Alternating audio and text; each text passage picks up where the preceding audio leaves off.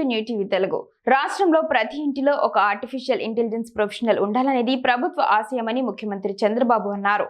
ప్రతి ఇంటిలోనూ artificial intelligence ను విరివిగా ఉపయోగించుకునేలా ఏఐని రాష్ట్రంలో పెద్ద ఎత్తున ప్రోత్సహిస్తున్నామని తెలిపారు. సచివాలయంలో ఆర్టీజీఎస్ పై ముఖ్యమంత్రి సమీక్ష నిర్వహించారు. ఒకప్పుడు ఐటీని మనం సొంతం చేసుకున్నామని, ఇప్పుడు ఏఐని పెద్ద ఎత్తున ఉపయోగించుకుంటే అద్భుతమైన ఫలితాలు సాధించవచ్చని అన్నారు. ప్రభుత్వంలో టెక్నాలజీని ఉపయోగించుకోవడం వల్ల పనితీరు మెరుగుపడుతుందని, ప్రజలకు మెరుగైన సేవలు అందించగలుగుతామని, సత్ఫలితాలు సాధిస్తామని తెలిపారు.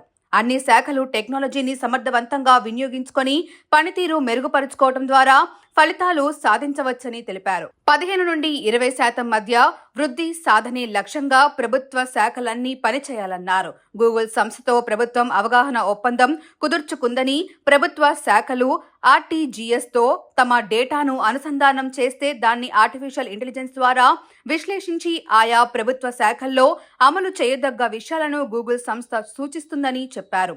వాట్సాప్ గవర్నెన్స్ సేవలను త్వరలోనే ప్రారంభించనున్నామని ఈ సందర్భంగా చంద్రబాబు పేర్కొన్నారు. జనన మరణ ధృవీకరణ పత్రాలు కూడా వాట్సాప్ ద్వారా పౌరులు పొందే సదుపాయం కల్పించాలని ఆదేశించారు.